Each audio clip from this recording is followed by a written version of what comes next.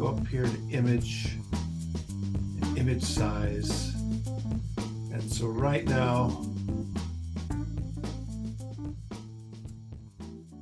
it's about it's a paper size for this one. But if we had it in put it in a contest, what's the current rating on our contest? 1024. 1024 on the longest side, and this is clearly bigger than that.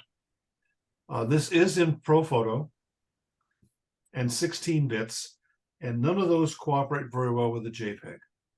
So the process here now is to bring this down to a smaller size.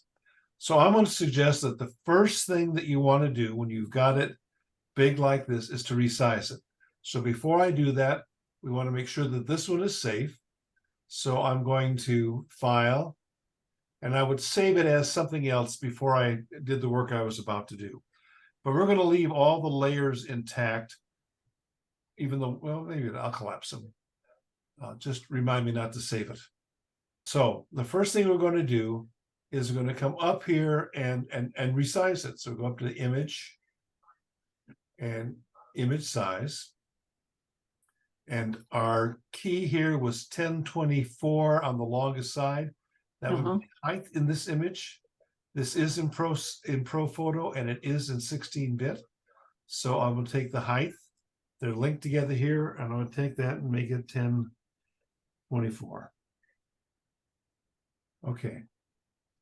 Now, why did I do that first from there? Well, I wanted to make the reduction in size when I had as much information as possible. So that was the first thing we did. So Richard, how come yours came up with a green line? Mine never comes up with that green line. It just makes it smaller. Which green line? It divided it horizontally in half, your screen. Yeah, when you first resized it. Let me go back and undo that. They're connected. I'm going to click on the heights here. I'm going to type in 1024. Oh, that line right there? Yeah. I'm going to bet that that's probably left over from my guidelines. Oh. Okay. Okay. So at one time when I was working on it, there was a guideline. You know, see how I did that? I click on the ruler up here at the top and drag down, I get a guideline, like so. And we're going to use that when I resize this tower later. You're going to see how that goes. And by the way, you move those by coming up here to this move tool and just hover over the guideline and then just push it out of the way. So that's what those were. No problemo. So I did that first so I'd have as much information as possible when I was resizing it. So the next issue here will be to turn it into an 8-bit. So we've got it the right size now. So we go back up here to Image, Mode, and you can click here on 8 bits per channel. So what that did now will have changed the color space from the ProPhoto into an sRGB. We've got all these spaces, and now what I'm going to do is export it as a JPEG. I'd come up here to File. I'm going to save a copy because I don't want to muck with the one I've got there. So this is going to put it in our thing here. I can change it to a JPEG at this point. That'll make it sRGB and do save. Matte none. You call it here for a contest, I'd probably make it as large as I thought I could get away with, but for most things, 9 or 10 is probably enough. You click OK, and that very quickly will save it then as a smaller file, resized and JPEGing. Why did you turn it into a JPEG, Richard? Well, if I'm going to put it in a contest, which is what this was about, they only accept JPEGs. And if I was going to send it in a mail, it's going to be that. If I'm going to put it on YouTube or Twitter or Facebook, all of it would want to be a JPEG. So for my own use, so when I go to a printer, I like to keep them as big as I can. But when I'm working with a contest with either with DPI-SIG or F3C or PSA, they need to be JPEGs. Okay. Yeah, Richard, I just usually go up to edit, undo the last edit, and then it goes back to my old size. Here, Yeah, up just in well, you have gone back a few steps, but right Yeah. when I resize it, I just Right. go back to edit and undo the last size change. well, I wanted to undo both the steps I had done so that I had everything at full size here. Because I had already made this small. When I was working on it, it was about 3 times this big. Um, Richard, I have a question. If you're, wouldn't it just, I'm not following, you're going to do some edits on this image, no doubt. Wouldn't you do your edits with the most information you can and then at the end resize it? oh it's yeah, small? well, as far as our talk tonight is, this is done. Oh, gotcha. Okay. So, in other words, for what I did, Okay, it's because you've done all your edits. That's why you resized it. yeah, because Then. like I said, this is about the 3rd set of pages. So you of have work. actually edited. Okay, that's fine. Okay. Thank you. Yeah, Yep. so that's what that is. So yes, I wouldn't make it smaller until I was done editing. I'd like to edit with as much information. Thank you. Yeah, that was my thinking. Okay, did that make some sense? Yes. Yeah, yes. Yes, it did. Okay, good. So, oh, we talked about noise, and someone asked me to come through and do some noise studies, and I think we looked at this picture, as I recall. Right. And this right here is how it is, what the raw image is, and to look at it so we can look at the noise, I'm gonna zoom in here. There we go. There's some noise. Yeah. Okay. Yeah. So the first thing we had talked about doing is taking care of noise using the manual Adobe Camera Raw noise reduction, and that's what I did with this image here. Now, just recently, Adobe came out with a new noise AI in their Camera Raw and in Lightroom. So this one was using their noise reduction at their default setting. So from that to that. And that's pretty impressive. Yeah. Is that with the new one that just came out? This is one that just came out. Oh, wow. Yeah. I saw a notice for it today. Yeah. I just uploaded mine an hour and a half ago. Yeah. This is I new. did it late last night. So Uh, so that's what that does. And that is pretty darn impressive. I'll say. And where do we find that? Is that under filter in Photoshop? When you're in Camera Raw, Yeah. it's right here. I'm in Camera Oh, Raw right yes. now. Okay, you're in camera on. It's right there. Thank Right, you. you wouldn't, where we used to do it manually. The Yeah. old-fashioned way is down here. This is the manual one. Right. All right, so this is that. Then I said, well, I'm obviously a fan of the DxO, so I ran the DxO in the prime. So that's their bottom level of noise reduction.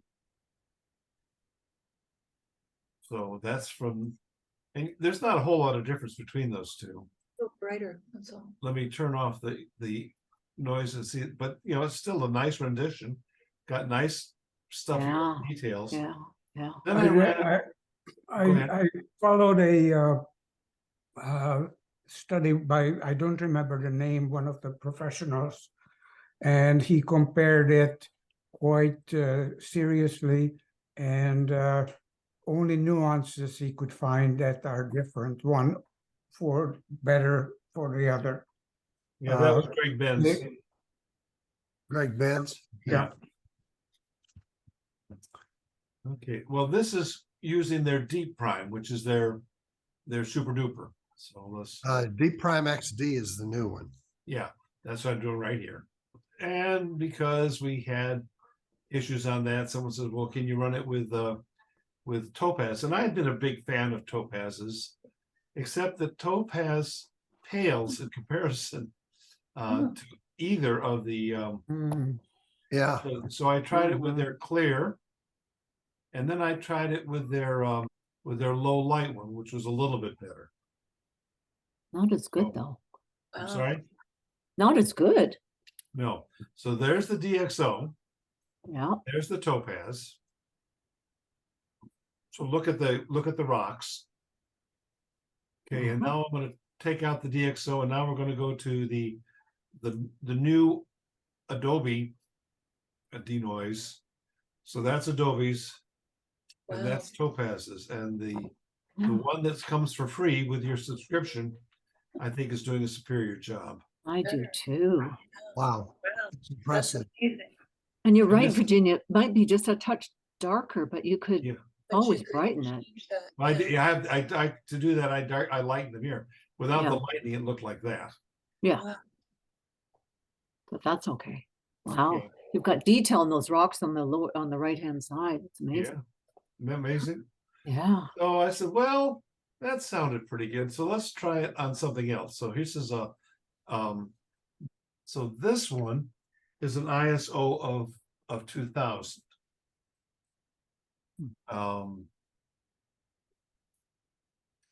And if you look at any one of them at this level here, they all look pretty good. So we're going to have to zoom in and do some pixel peeping. And probably the best place to see it is going to be, I'm going to guess, about in here. That's at 200%. So you can see the noise here in the white. Yeah. And down underneath. So we got some noise there. So I took this same image then and I did the same Adobe Camera Raw with the manual. So from that to that, and that's, that ain't bad. So then I tried their enhanced. Oh. So from that to that, maybe we should go just a little bit more. There we go. So from that to that. So then I tried the Topaz Denoise Low Light. So between those two, that's definitely disappointing. Yeah, no kidding.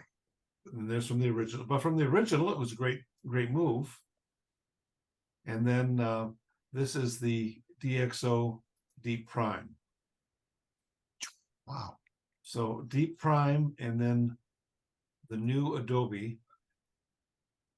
So with the deep, look, notice the sharpness of the steel right in here. Yeah.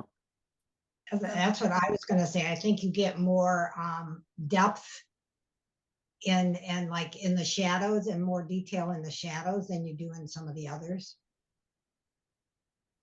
Yeah. I'll go back and forth, Richard. I'm sorry, between which ones? Yeah, between the DxO and the Adobe. Adobe? DxO. Oh, it looks sharper. Well, that's part of their algorithm is to do a lens sharpening. Oh, Wow. Okay. yeah. I'll tell you what, though, for what you have to pay to get the DxO Pure Raw 3, which is, I think I bought it on sale for like $79. Yep. This Adobe comes with it. Mhm. That's the thing. That's the beauty. That Yeah, is the beauty. And look, and we're looking at this thing at 300%. Right, exactly. Because if you're going to go up to something that is large, like if you want to do a 40 by 60 print for whatever reason, you want the best noise reduction you can get. Yeah. Because at that size, you're going to notice it. Oh, yeah. So, Well, thank you for showing it. That's Mhm. impressive. Thank you for that, Richard. Yep. I'll say. but It you was go here worth to- coming today. There Yes. is one thing I'm going to add because I've been working on this too, is I've been trying to process some images that were taken when I was at the Badlands shooting at night, trying to do an astral landscape. And what I found is it did a remarkable job, the DxO Prime XD, on the landscape forms, but did a lousy job on the sky. Yeah, that seems to be a place where it has some weakness. Yeah, Now, real this one, I wanted to show, but this is the Deep Prime. Yeah. Now, And then here is the topaz. You can see the artifacts that are being built Artifacts over all over, yeah. this. There's a coarseness to it, Yeah, and then let's see if I can. pixelization. I'm gonna go up here to the sky.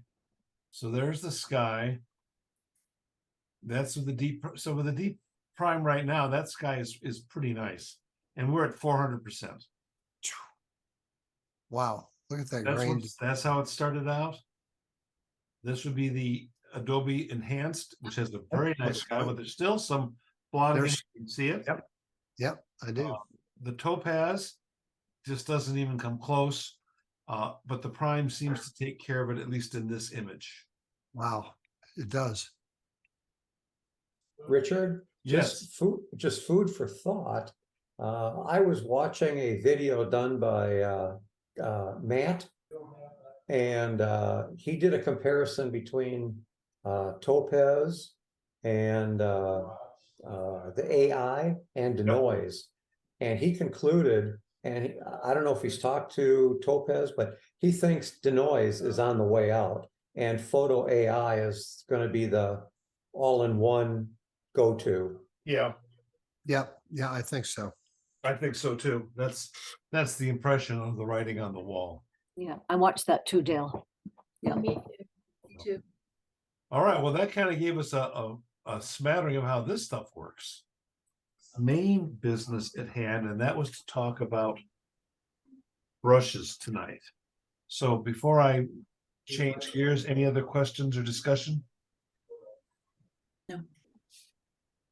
I did see a video today, and they mentioned the gal that was talking about brushes Yep.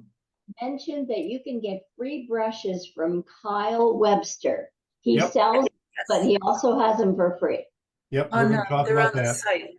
Yeah, But all sorts of them. what girl was that? Lisa, These are Carney. Oh, is that okay. right? Yeah, I Carney. took a course, I saw that one again as well, but I took a course from her about 2 years ago when the brushes first came out. And she was spouting that then, so we're gonna look at that as well. So part of what you're gonna get, Sue, is what she gave, and then part of it will be my take on what she had to say. That's okay, I still won't get it, but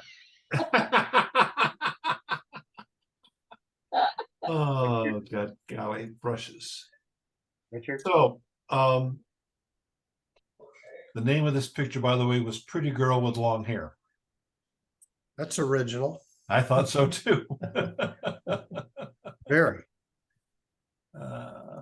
So here she is. Oh, and I've clicked on my brush tool here. And we have a bunch of controls here across the top. So I want to go over those real quickly. So in the brush tool, the first one here will give you any tool setups that you've included with it if you have them. And the next one here will be your brush picker. Normally you'll start out with your standard general brushes. So that would be a soft brush, and this would be a hard brush, and it clicks in here, and this is part of the new brush system that Adobe has used. And you know that this will change the size. So there's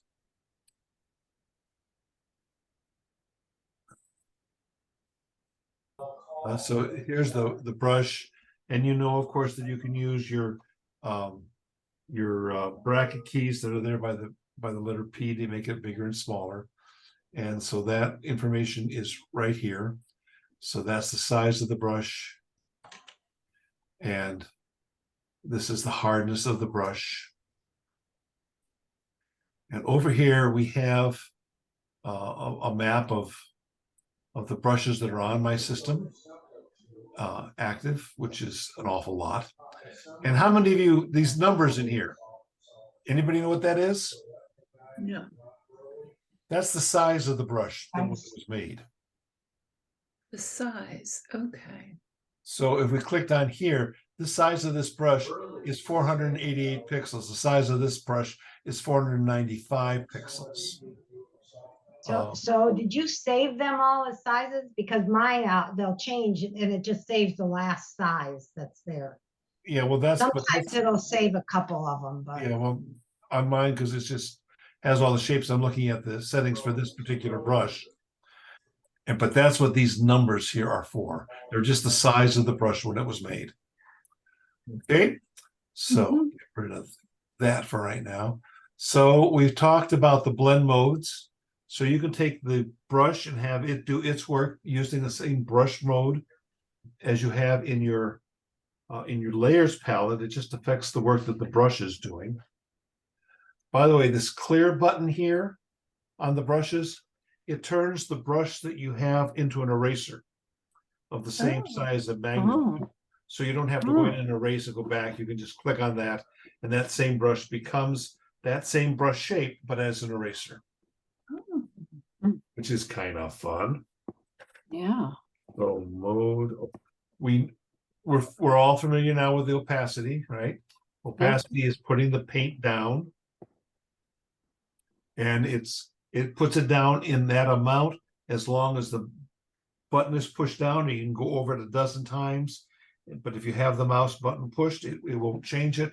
Flow, on the other hand, builds up more or less like a spray gun. And if you have a tablet with a sensitive pen, you can make it work as a spray gun with this button right here. Smoothing is a feature that allows you, when you're drawing a line, to smooth it out with your paintbrush. So if in the brush itself, if it's marked as being smooth, it'll work up here. If it's not checked as being smooth here, it will not work up there. Oh, wow. So what does that mean? I'm going to create a new layer. I'm going to pick one of my more favorite colors. So I've got a red brush here, and the smoothness is there, and I'm going to try and, of course, I'm going to show you that. So I've made a line, and you can see that it's not terribly smooth. However, if I move my smoothness up, and I'm going to try and paint that same line, it works slower. But do you see how it's smoothing out the lines that I'm drawing? So sometimes, like I wanted to make an arrow on something, so I'll put an arrowhead in, and then I'll draw a leader to it.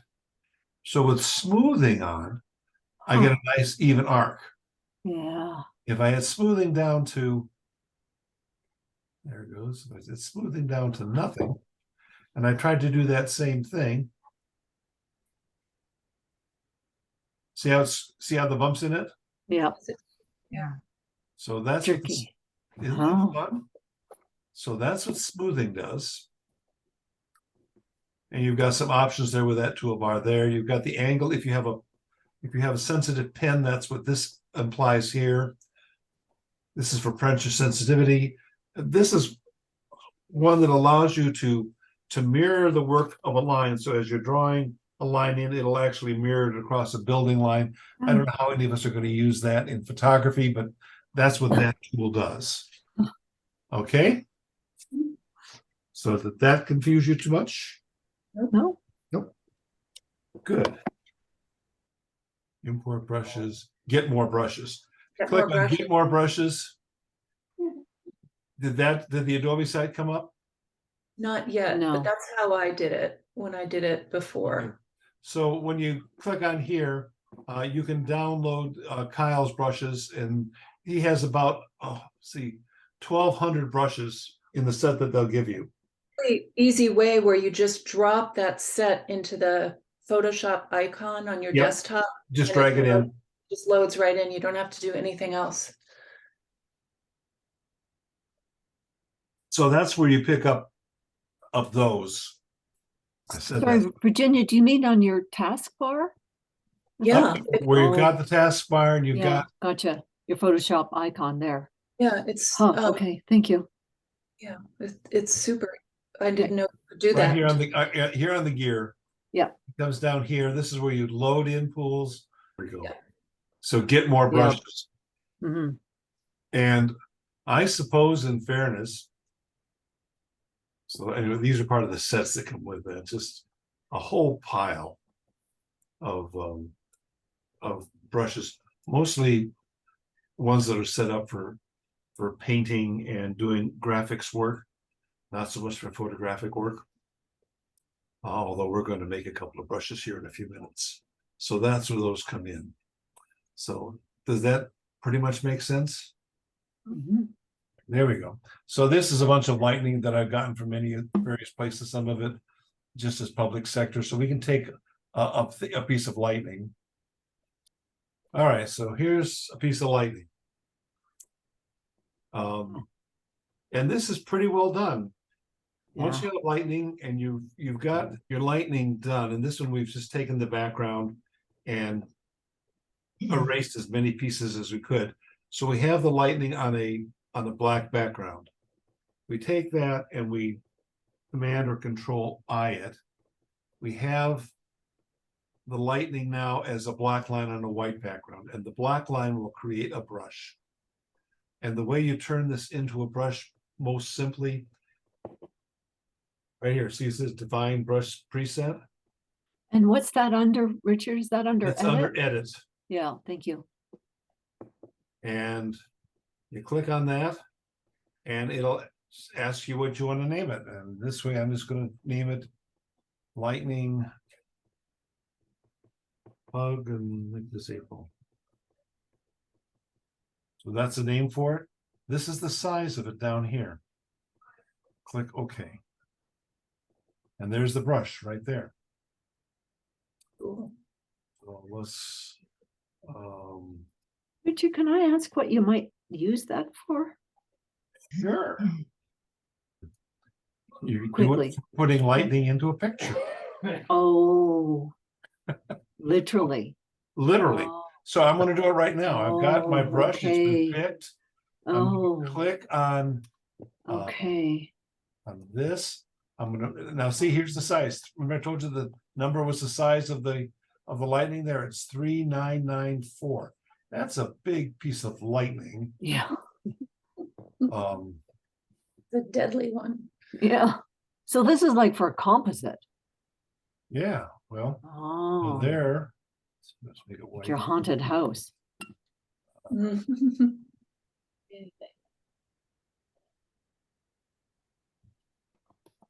Oh, well, yeah. Bingo. Huh. There's the lightning right there. Really fast. Huh. Yeah. So, what would I use that for? I use it for a composite. I've got a sky, Yeah. and I want thanks. to add some Yeah. storminess to it. I can Mhm. do it right there. You can make one up to about 5,000 pixels by 5,000 pixels, which is awfully big. 2,000 pixels square gives you an awful lot of range. However, let's click over here.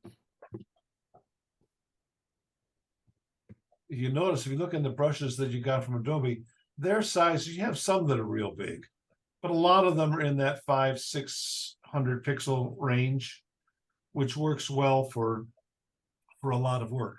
But we've made this brush here, now this lightning brush, and this lightning brush is now in with our other brushes. It's automatically into the set, locked in. It'll be at the bottom of the stack of brushes there for us to use. Now with brushes, if you make them if you try and put them in much bigger than they were designed at, they tend to break apart a little bit, but they don't seem to have any problem being made smaller. Okay. Richard, how did you get it on a black background?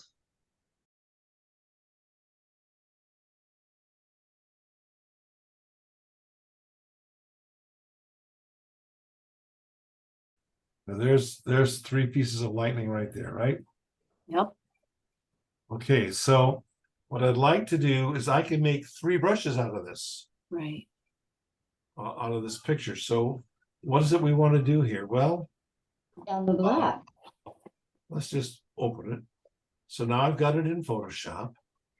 And what can I do to it? Well, the first thing I can do is I can make it black and white. So come down here and go to black and white adjustment layer. So now we've got it black and white. And with these things here, I can see how how the glow got higher, Mhm. bigger in the sky? Mhm. So I'll make that less, so yellow. See how the cloud got brighter? Yeah. All right, so I don't want that. Green. Doesn't seem to have a whole lot of effect. The blues, not a lot. This is the blue of the night sky. That's the wrong direction. I want to make it, There you go. okay. So, Oh. Yeah, so now, it's lightning on the picture. so now I've gotten that better. Still not great, but better. So what I can do now is to come down here and I can put a levels on here. And I can, Oh, wow. there. Huh.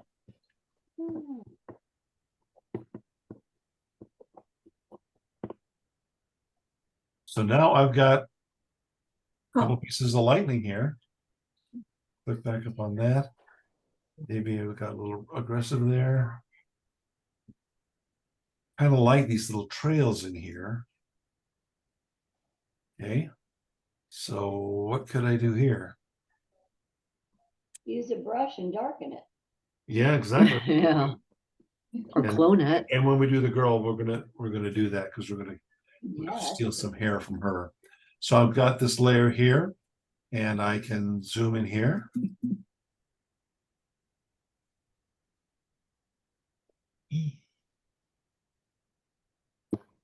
And up here, I don't have to do much of anything. I could just actually, Quick or healing tool. Hmm. Uh-huh.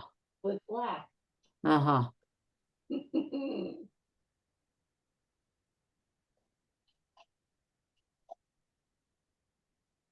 got rid of that one. Yeah. All right.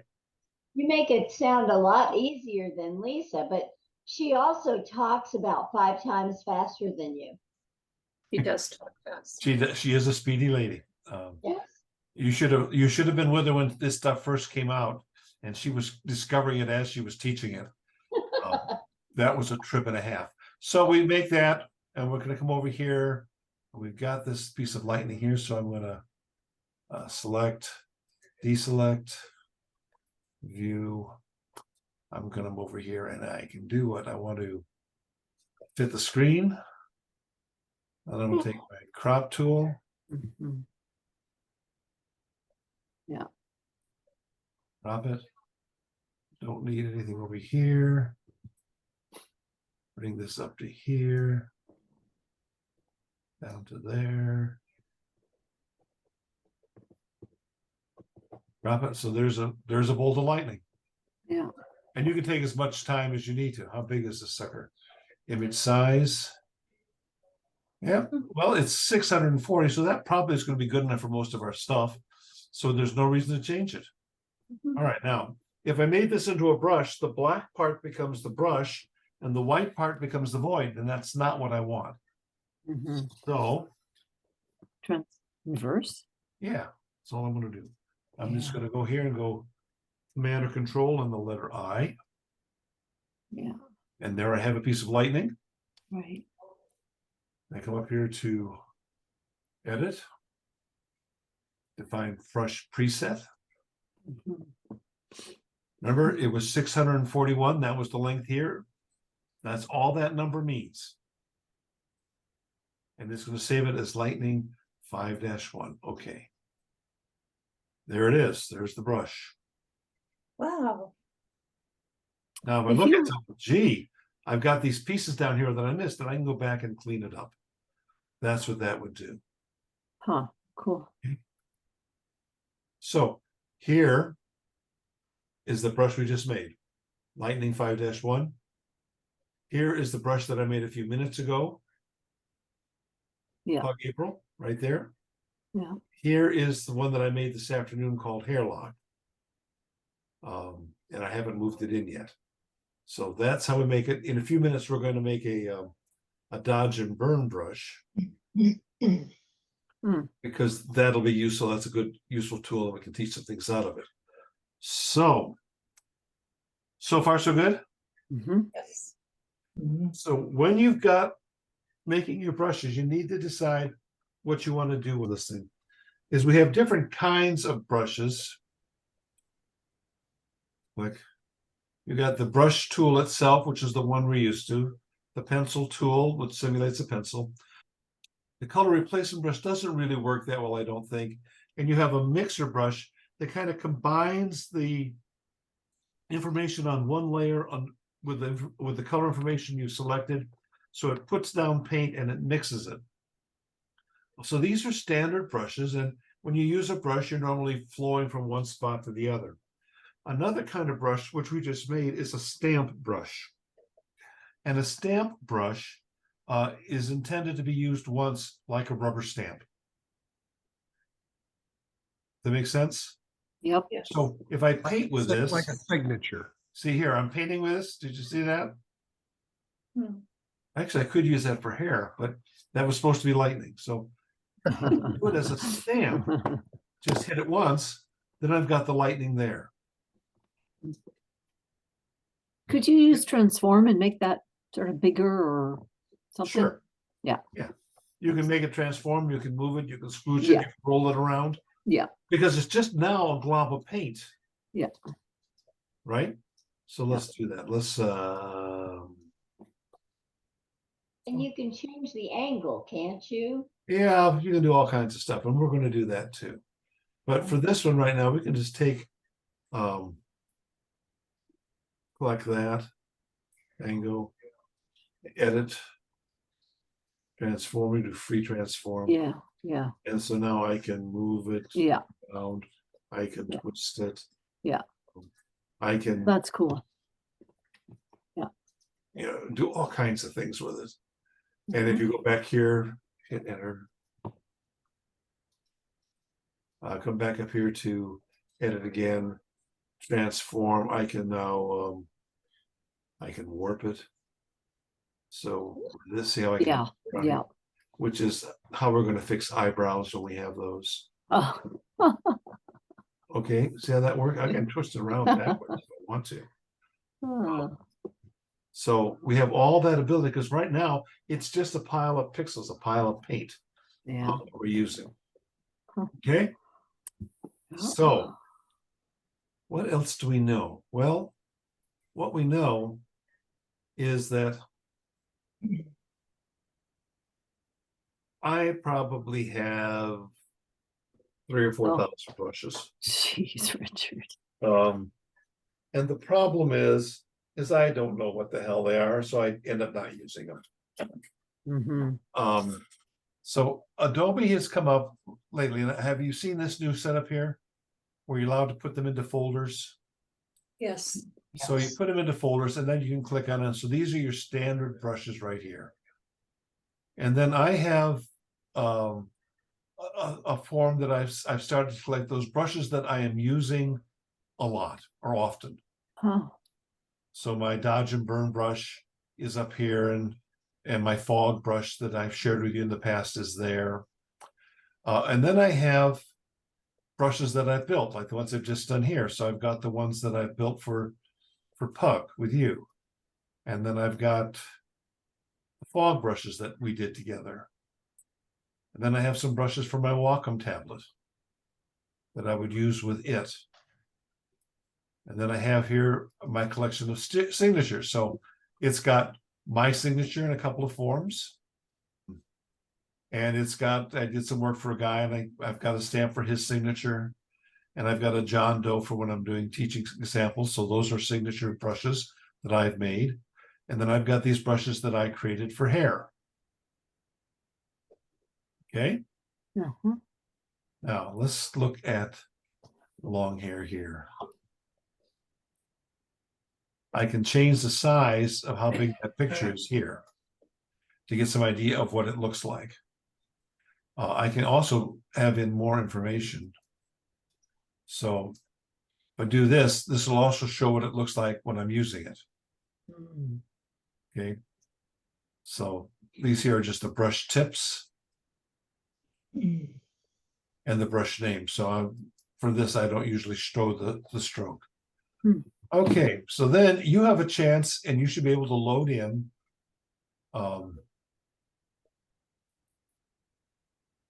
what's that up? Your legacy brushes. And these are just the classic brushes that came with your original set of Photoshop. So it should be in there. So these are the standard ones.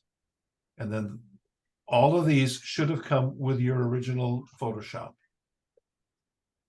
Legacy brushes, sorted their brushes, basic brushes, use like mechanic. So these are all part of what you've got. And the best way to learn to use them is to take a brush and so I've just selected that brush. There it is right there. And if you click on this button, you can see what this brush has to do. This is the pattern down here of what it's like when you use it. The only special features it has on it is the smoothing, which I showed you has to do with the smoothing up here. The spacing has to do with how far apart they are. See it? If I want to make this a stamp brush, I'd put it out here so there was some distance between them. But this gives you a chance of looking to see how that brush is going to be used. Okay. All of them, when you, Richard, when you click on all of them, that's when that window opens. There's two tools here. This is called the brush settings, Windows brush settings. This one right here. That's that one. And this one here is simply the brushes. We'll go back into Windows, and that's this button here. Okay, so but what you just showed was out of the brush settings window. Yeah, because I picked a brush right here and I wanted to see what its settings were. So I just clicked on that. And this gave me the settings for this one brush.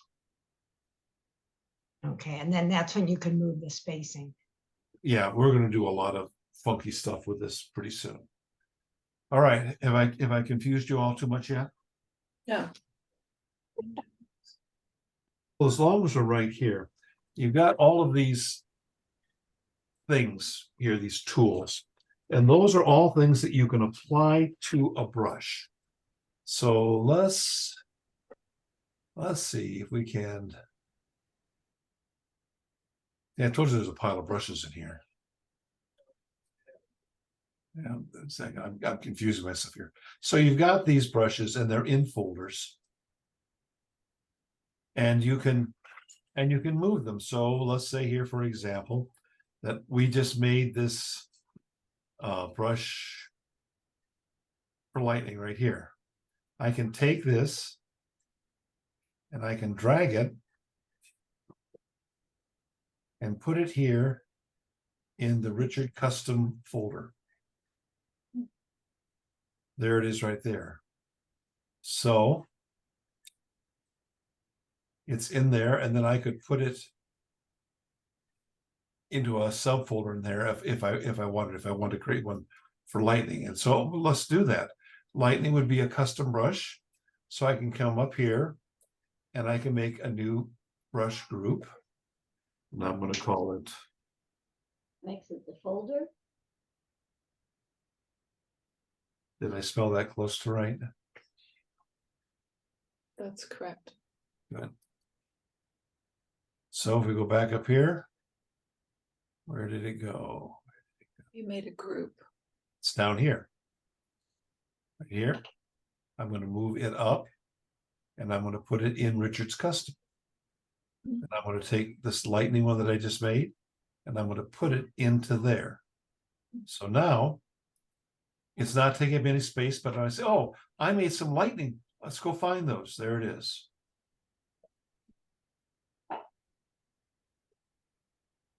All right. So these are ones that I've made. So they're custom brushes. All these others are brushes that I got from somebody. Okay. And so some are free, some you buy, some come with classes. Any that you really like, that you really think are really great? Well, we're going to get to that. Okay. What I want to suggest is, for example, if we look in here, I have sharp pixels, and these are some pretty fantastic. This came from a little class she did on portraiture rework, and she gave us these things. Like, for example, this one here is for replacing the iris of an eye. So you can put this in as a spot and then add color to it to change a blue eye to a purple eye or ugly eye to something more pretty, and some eyelashes here. So those are pretty neat, and I like those. And then class I took with Kelby came with all of these brushes. Okay, and some of these I don't like these. Those are little outside of my Midwestern sensibilities. But some of these others are pretty neat brushes. So what I want to suggest you, so those are two sets of brushes there. And what I want to suggest you consider is taking those. Oh, I'll get there because I just jumped myself. I'm sorry. So these are all the brushes, and they're loaded into Photoshop. And there's about 3 gigabytes worth of data within these brushes. Okay. Oh, I haven't lost any of you yet. Nobody fall asleep? Nope. Oh my goodness. All right. We're going to go back here to share screen again. And this time we'll go to the desktop. And what I'm going to do is move. So you should see my peer there. Yep. Okay, so what I've done is I have loaded all of those brush settings into a folder that I'm going to put somewhere. So this is all of the groups of the brushes that you saw in my in Photoshop. Okay. So do you have them in 2 places? You've got a folder on your desktop and in Photoshop? Yeah, well, I do. Okay, thanks. Okay, and part of that was is that when I reloaded the new computer, none of my brushes were in Photoshop. I had to go find them. Gotcha. Which was not, Of course. but this is one of Lisa's ideas. I've got them all in here. And in here, I can take them and I can use them as if they were just regular files, and I can combine them and open them and close them. This one here was one that I just made for helping you. So this is a thing I made. So let me go back here to so you're seeing Photoshop again now? Yes. Yeah. Okay.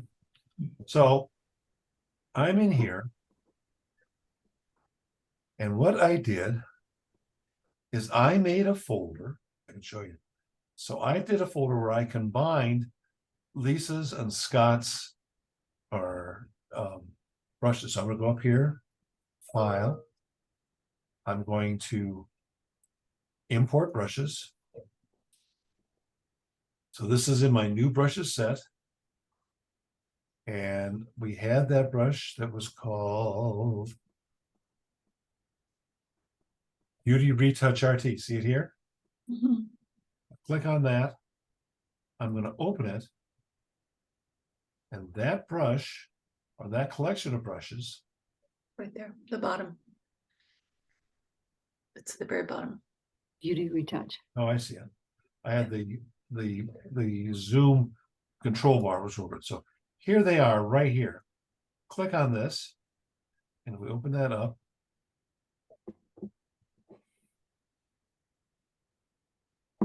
Is there are Lisa's and some of Scott's that I like. Okay. So there they are, and I can take this, see how it's the beauty brushes that I'm going to like, beauty retouch brushes. Click this. I'm going to drag this up to, I don't know, I'm just going to set it here next to there. So there it is up here near the top. Got it? Hmm. So because it's there and because it's in my folder, I can now take Scott's brushes And delete it, and delete it. clean it up. Delete group. Yep. And then I can take the Shark Pixel ones, which I've already got in that one up there, and I'm going to delete it. I can find delete. It's I not think you have to highlighted. click on the folder. Yeah. Group. Okay, so I got rid of 2 of them, and now if I want to do some beauty work, I can just click on this, and my beauty brushes are now right here. So what I'm going to suggest, and what she suggested, is that you start making folders that have smaller groups that, as you get used to which brushes you use and like and think you might be able to use, and then put the rest in that other folder, and don't have Photoshop so full of them that you can't do anything else. Does that make some sense? Yes. That's Yep. great. Because you go in here and say, well, gee, I've got these. Well, those are fine. We know what those are. But so this is a class I took, and it came with those brushes. All right. And this is another class I took, and it came with those brushes. Well, if I forgot where these lightnings are, wouldn't it be better if these lightnings were up in there with mine? Yeah, So I could find lightning. for sure. Yeah, Wouldn't that Of make course. more sense? Yeah, for And then, sure it does. this gal, I mean, she's got a ton plus the ones that I got down from Photoshop, which is a batch and a half. So this is more that black and white class, and it had more cloud brushes, and some of these are repeated up in there because the guy, he issued them twice when he did the class. So I've got duplicates here. I could get them up into one set, and I could get rid of them. Hmm. So I've got some debris fields here. That might be useful sometime, but I don't know how. Eyelashes, these eyelashes are actually up in the ones that we've already done. So I'll take these eyelashes and I'm just gonna delete them. Okay, did I lose them? No, I didn't lose them because they're still in the folder on my desktop. Right. Okay, so these will allow us to get a smaller amount of stuff going. All right, so does that work? Yes. Yep. All right. I am just eating up time tonight, and I'm sorry because I was going to try. Now, I'm giving you a lot, and I don't want to overwhelm you. So, what can I do now that's the most use? Click back here and look at each other for a second. We can go on and spend more time with brushes, or I can move over and work on how I edited a picture and show you some techniques there. Yeah, Which- I'd like to see that. Would that work? Mhm. And then I can come back and do brushes some more another time, because Yeah. it's obviously a real deep subject. You saw those choices we had on that left-hand side of the panel of all those different things you could do after you did the spacing. There's 13 adjustment categories that you can do to a brush. And each of those have between 2 and 7 adjustments you do within them. So the amount of adjustments you can put on a custom brush is just mind-boggling. So we'll do that, and then next time we'll make the dodge and burn brush that has levels of gray in it and will move itself and change its size while you're using it, which is very nice when you're doing a dodge and burn someplace because the edges don't get seen. They all blend away and disappear. That'd be great. All right? Yeah. Is that good? Richard, before you move on, can people just say some of the things they've used brushes for? Like I know when I took the one class and she had one brush and it was that was downloaded, and she used it so that if somebody had a sweater on and they had to get rid of the hairs or whatever, and they wanted to put the sweater, so you could do some of that with using a brush to get that edge. So can other people say some of the ideas that they use different brushes for? Well, I use a different brush when I'm doing my dodging and burning. So that's certainly one. I use it in hair replacement. The video that I remade of the girls getting more detail in her face. Remember, I put some locks of hair into hair to make it bigger. So I use special brushes that I created to do those. You can use brushes to add rain. I use brushes to add lightning. How many remember my dragon in the castle picture? Yeah, I was gonna say the fog. In the fog, so I used a brush that I made to create the fog. Yeah. I used a brush I made to create the lightning that was in that. I used a brush that I made to create the glow on her magic wand. Oh, you're right.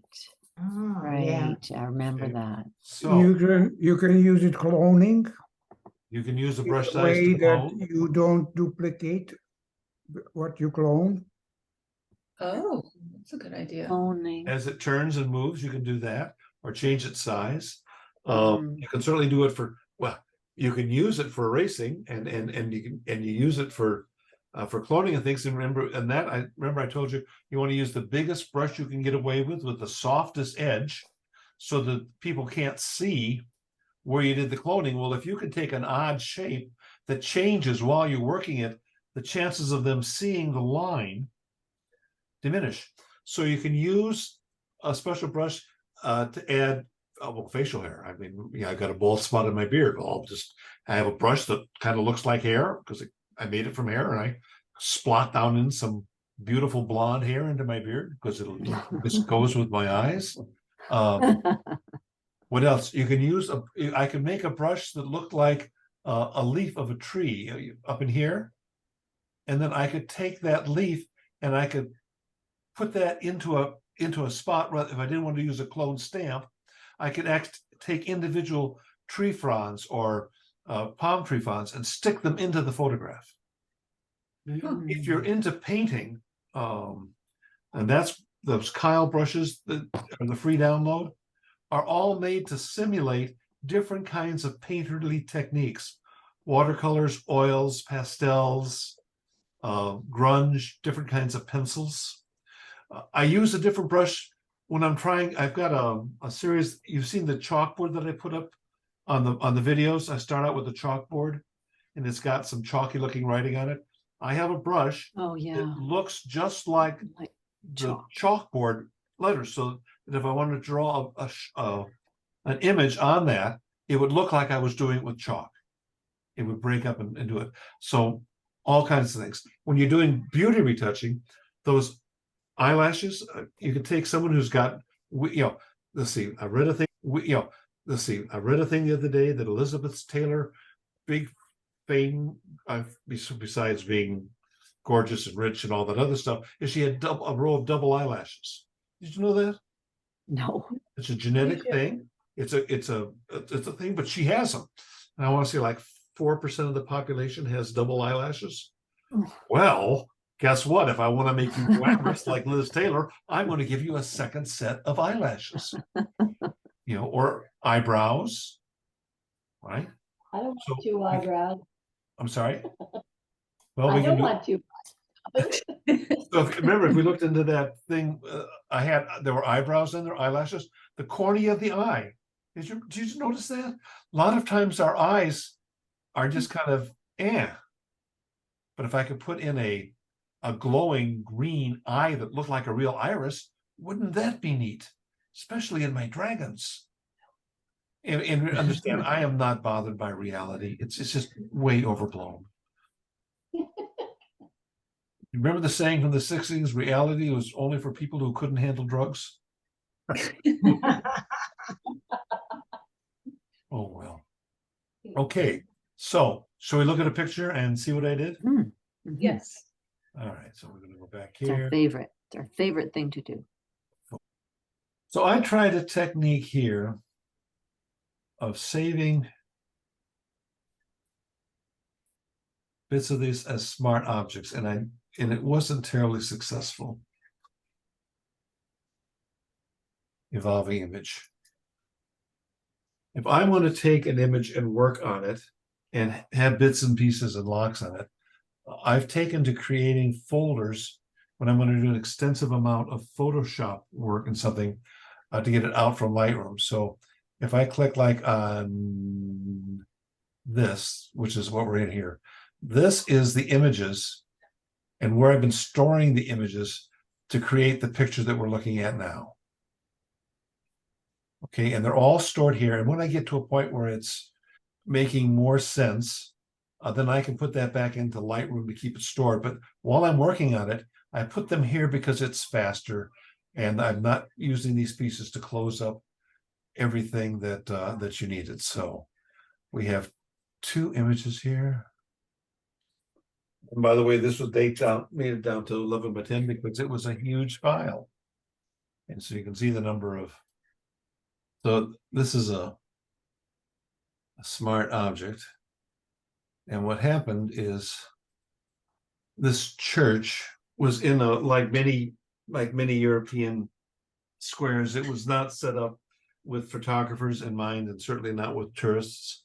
And there was not a spot in there where I could take a picture of the church and get all of it into a single frame and not be overwhelmed with people. So going through, I want to say I had 20 or 30 pictures of this church. And this was a good base for me to start with. So what's wrong with this church? Anybody? It's tilted. It's tilted. It's for cocking.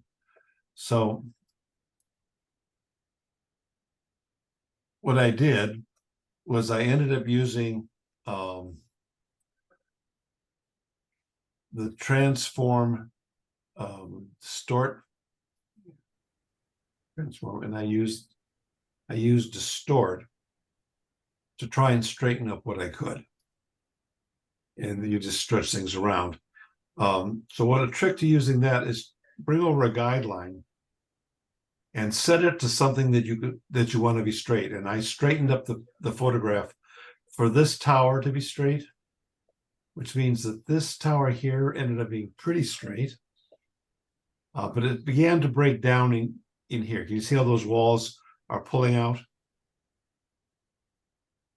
So I wanted to get that as straight as I could, but I got an awful lot of the church here that looked pretty decent. Of course, the spire was way off. So I knew I wasn't going to use that, so I used a content word fill to create more sky. Oh, And got rid of some spots here that seemed to be in the way. And then I used a hue and saturation layer to try and get it adjusted down so that the colors seem to fit. And when you see the next photograph, you'll know why. So this is all on a smart layer, which I stored outside the photograph in hopes of keeping it smaller. The technique that I had used previously, and I still am more in favor of, is that once I've gotten this much work done, would be to make a stamped visible of the whole thing, and then save that file as a working piece in that folder that I showed you, and then bring in my stamped visible into my next piece as a placeholder for this image. So that's the image that you just saw being brought in. And I used a black and whites adjustment layer to try and get the total value of the 2 images together. So then I brought in, this is the tower that was brought in and straightened out. And that's another smart object brought in, and I used a black and white adjustment layer to try and get the tonal qualities of this to match the rest of the church. So this, using a curve, means I have the tones here, then I can turn off the black and white, because that's simply a working layer. Does everybody understand how that works? pardon? Was that a laugh of frustration? Maybe.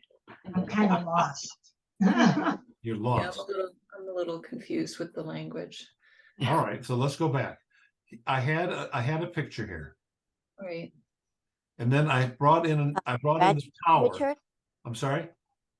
Richard, it would help instead of you keep putting up, if you would just go from the bottom up, Well, I am trying to do that, actually. then So- turn everything off and show us the original picture. Well, the original picture is in a smart object, so I went back and I showed you that. For 'Cause that's- those, Richard, why did you put the sky in here? Did you Well- want the sky to match the background of the spire? As you come in, when I put in the spire before, the sky did not match out, and we had some other malarkey happening here. So I Okay. put that in so that the spire would fit. Okay, now, so I put the just spire, one I'm comment. sorry, Those intimidated by smart object, it's nothing else but a special kind of layer. I understand that. Yes, it's just another kind of layer. That's. But so I've got these two objects. I've got the church that I showed you that I straightened the front towers on. And I've got the tower that I straightened out. Mhm. Now, do those look like they belong together? No, No. What's the wrong color. with it? the coloring. Color. The color. So if you're going to fix the color, the first place you want to start is with the tonal qualities of the piece. So if you get a good black and white, you can get a good color. So I put a black and white adjustment layer on both of those images. That's this one here and this one here, so I could see the tones. So what's the difference? The tower was lighter. The tower The tower is lighter. is lighter. So I can do one of two things. I can make, and then what I chose to do, because I wanted a lighter picture, because I've discovered that I'm kind of an optimist, is I started by lightening the old church, which then made this tower too dark, and then I brought it up. So now these two pieces have a similar tonal quality. Mm. Yes? Yes.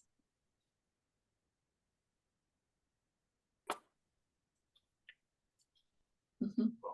Then what I did is I came in, turn off the black and whites. So those are a working layer. And then I tried to adjust the color with the hue and saturation layer right here. And decided that the sky had gotten too light. And then did some more to try and adjust the colors so that I thought I had a more pleasing grouping together. So that's what's going on here. So I've created a picture or a montage that, yeah, pretty much works Using layer masks. using layer masks. That's what these are down here. This layer mask here. So what was I doing here? I was working on the patio. See the thing they're standing on down there? Mhm. Okay, well, when I did it, and when I fixed the patio, I thought the whole church got too dull because mostly I desaturated this. So I put a mask on it, which basically chose the patio and not the building.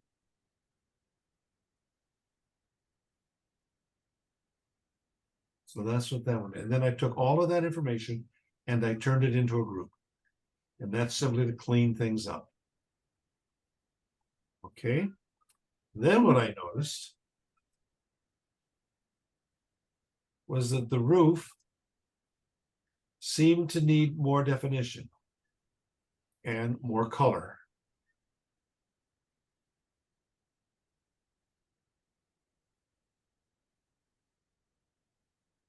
And then I made a stamp visible. Combine all of that stuff. Then in looking at other photographs, and including some on my cell phone, I saw that this tower in reality was much thinner. So I took and made a new adjustment layer of the tower and made it narrow. Much better. See that? Oh, gosh. Mhm. Now, when I did that, look what happened down here. Oh, See the roof's got cocking? compressed it. So here I'm just working with the paving, and then I made a stamp visible of this. So over here, when I did that, look so you can see it. When I made the tower smaller, and I simply did it with a transform, see this line here where I scooted it in? Yeah. So that means this piece was here in the old photograph. Mhm. So I went to get rid of that. And this line here to kill were things that I had worked on that didn't work out right, and I just stored them here into kill. Then I went back to the original photograph, and this is the building that sat next to the church. Well, I got this problem here. I got this line I kept trying to fix and it didn't want to fix. So I took a lady that was out to sea here and I just put her in there.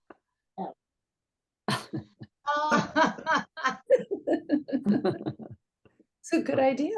Wanted to be a star. And then what I did is thought she came in a little dark for this, so I lightened her up. That's all I did. And that's connected layer here. Then this guy seemed a little bit prominent, and I tried to erase him and rebuild it, and that was just more work than we wanted to talk about. So what I did is I faded him out, as if he were walking through the scene. Okay. Poor guy. This, by the way, is how the woman came in, just so you can see.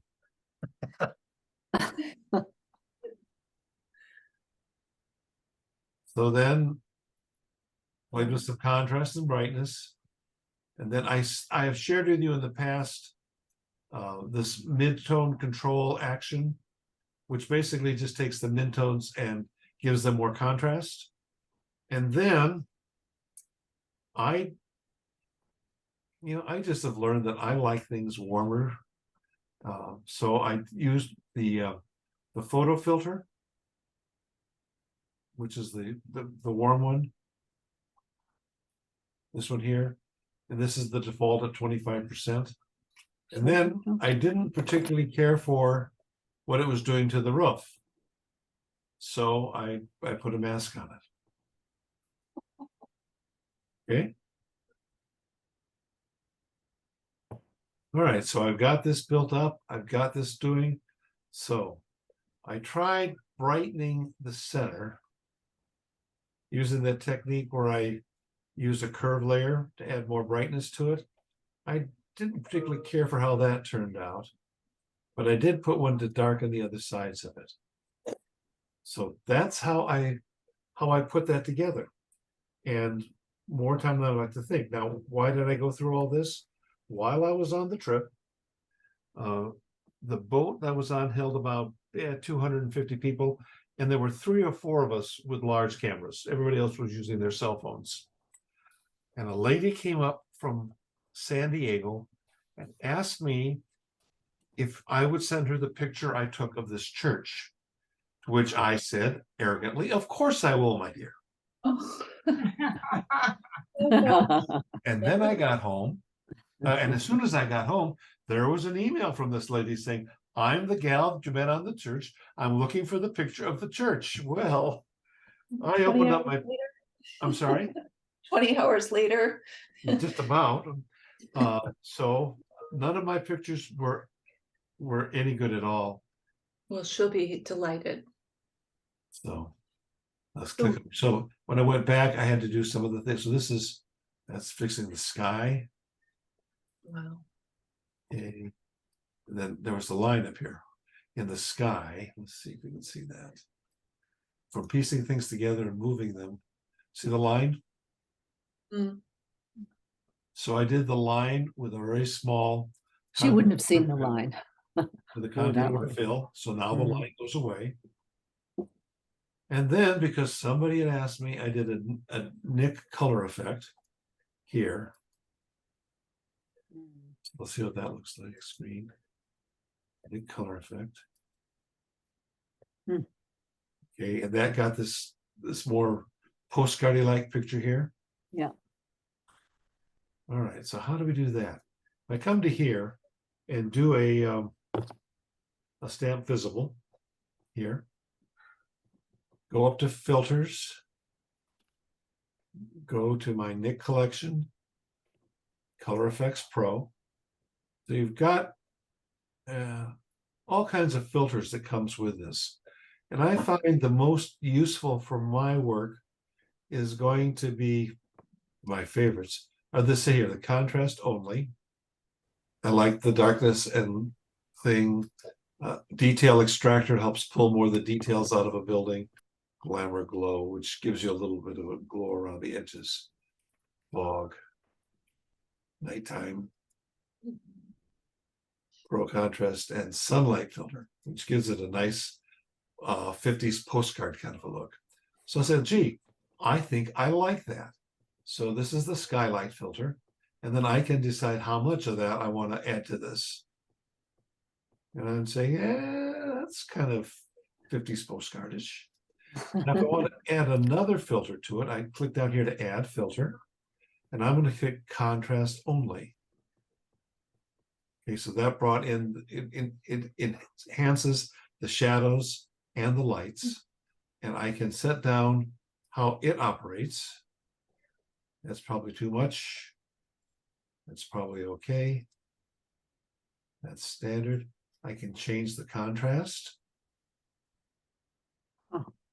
Okay, so I add those two, and I think that gives it a nice postcardy look. So I click OK. And what that does is creates a layer, and there's the Nick's collection. Pretty close to what I had before. Richard, Yes. you need another lady on the green rooftop. Well, that comes up here later. Yeah, that's right, Bob. You know, Where I the did jog fix it. is. I did fix it. I just don't know where I put it. Yeah. Put a monkey up there. Well, no, I actually rebuilt the roof. I just don't know where it's sitting. Of course. Um, Richard, I have a question. Could you maybe have just taken the photo from a different spot and eliminated some of these problems? Or a cell phone. How about a panorama on your cell phone? in hindsight, Yeah, that's pretty valuable hindsight. hindsight is always 20/20. And I would think, yes, although I tried walking around there and doing vertical sideways, and something was always forgotten. I think the ground slopes up toward the back, maybe. Yeah, I don't know. it probably does, but I was really more concerned with getting Oh, the lady spire in- straight, yeah. in San Diego happy. Yeah. I hope she loved it. And she did. Have you sent it to her? Yeah, I have. Oh, good for you. Did she write you back? Is she thrilled? Yes, she said it was exactly what I was hoping for. Thank you. Okay. Very kind of you. Oh, good. So Richard, which Yeah. church is this? Yeah, really. yeah, I knew Vienna? you'd ask me that. It's in Vienna. Uh-huh. Beautiful. That's beautiful. Yeah, it is, and the roof in particular is. This is a sight. It's from in there. gorgeous. That roof is incredible. Mosaic. Is it mosaic? Are those little tiles? Yeah, they're all tiles. Oh, Really Wow. beautiful. When they were under communist rule, the company that made those had to make like Melmac ware. And they couldn't get them for years until after the communist regime left. huh. And so Oh, yeah, there's dear. one, I had a there's one question. more that straightens out this building here and fixes the roof. But I don't want to. So, Richard, real quick, if you move to the right, back where the edge of the spire meets the edge of the building, there's this, right there. Yeah. where it's angled. Yeah. Something that you just can't overcome, can't straighten. I couldn't straighten it, but I did overcome it. Okay. And I did it for this picture here, I think. No, I didn't do it for this picture here. I've got one picture where this building comes all the way to the edge. So anyway, it's in there somewhere, but I built this up. I got rid of this extra scaffolding. This building comes back to where it really is. And I straightened out the roof. Very impressive. Yeah, I'll say. So that straightened out the roof there, but Oh, there it is. there's There no- it's straight. Yeah. So as you share, well, if it's worth Well, doing, maybe next time you can show us. Maybe next time you can show us how to take all the people out. if I had a tripod and time, it wouldn't have been hard. That's true. Yeah, Oh. that's true. And time. But Yep. tour buses. I know. It's There's no Thursday. time. It must be Vienna. I know. Uh, That's so true. And they wait Yep. for no one. And Yep. they wait for no one. And of course, it was right in the middle of the day, and it was Yep. half the people in the world were there at We're lunch. there. And So- the church is the cathedral in Vienna. I'm sorry. Yeah. Cathedral in Vienna. Yeah, I just didn't know which saint it is. I'm sorry, but yeah, gorgeous building, Mhm. gorgeous. Gorgeous. Buildings. I have a question, Richard. Why would you use the warming filter versus, what difference does it make if you use that or use a slider to warm it? Like in Camera Raw, how is that different? Well, of course, I wasn't in camera raw. So I was putting it on after the fact to put a mass filter on it. And I tend to like what the warming filters do. They give me a nice traditional look that I discovered, many years ago and haven't evolved beyond. So Could have is taken it it more like and a little bit oranger? More orange, than- yeah. than yellow? yeah, and just a touch of it up, I find, gives that feeling. You can change it with the blend mode, that'll do it. That's part of my evolving construction learning process myself. Just like that, going to the black and white to try and get the tones fits together. That's a fairly new technique that I've learned. And you can do that, and then you can match all the colors, and you can get things surprisingly similar by doing that. Richard, it's St. Stephen's Thank you. Cathedral. You're welcome. Let's see, I have to add that to Lightroom there, St. Stephen's. That would make sense. The internet is wonderful. I bet they have nicer pictures of it than I did. Well, I found one that's pretty good. I should have sent that to the gal. I have a couple of pictures that I took, and I have seen them on. They're not my pictures; they're somebody else's pictures, but they are the same picture taken. Yeah. Yeah. How many of you remember my waterfall in Scotland? Yeah. Oh, yeah. Oh, yeah, yeah, Okay. I do. Well, the place I stood to take that is the only place you could stand to take that. And so there are a bunch of people who have that photograph. Okay, anything to put in the hopper for next week, next time? Can you go cover masking again? Because sometimes when I go Sure. in, I'll make a mask and then it's like, I'm like, okay, how do I get it into the mask so that I can see it? And which color do I put it in? Black? Do I put it in white? And Yeah, I'm trying to do something. And so just to review a lot of the stuff with We can. masks. That would be great. let me, But yeah, I downloaded that beta version. It was from the cafe. yeah, The guy in the cafe. Photoshop, FA. Yeah, the beta version with the new way of making things disappear. in the photo. How do you like it? Oh, it's fantastic. Yeah. It's I was so going to good. do that, and I said, no, I've got too many new things in the hopper here. So we've got this photograph here, and we've got that one filter. So there, it's selected the sky, and we're all excited about that. Yeah. Oh, now I'm going to hit the the backslash, which is the key underneath the delete. Look how it overshoots the edges. Yeah. Mhm. Now, see how it's bleeding in as it goes? Yeah. The building should have been masked out. So, because I selected the sky, but look at this transition area in here. Mhm. And depending on what you're doing, this can be a royal pain Mhm. to go back and fix. Yeah. So I just wanted to share that with you. Because I discovered it to my chagrin on this project as I was trying to mask out the steeple and things. Yeah, I've had a couple of pictures that when I've done, I mean, even in camera raw, when I've gone in and masked, and when Yep. I looked, there was a lot of little bleeding in on one way or the other. Yeah. I had to clean it up. So, Richard, just before we go, that man in the lower left-hand corner, yeah. that remove AI, I bet you it would just take care of him in a Boy, flash. that would have Oh, been so yeah. nice. I kind of in the early, I did this, I've done this church like 3 times from start to finish. And the first one was before I found this picture I had that didn't have all the people. It just had incredible amounts of people that I couldn't get rid of. And I ended up getting rid of some people in the foreground by taking them, copying them, using motion blur, and then Oh, jeez. fading them as Oh. if they had walked through the scene as I was Oh. taking the photograph. Oh, jeez. Too The And much you illusion did that works, but it after the was fact? way too much like work. work. Way too much work. A lot of work. Well, that did that remove after AI, the it just fact. goes, it's gone. It's Right. unbelievable. I mean, if this lady spent 15 seconds looking at it and showing it to her friends, I'd be amazed. Oh, after all your time. But hey, I've got a beautiful picture now and a good memory. Yeah.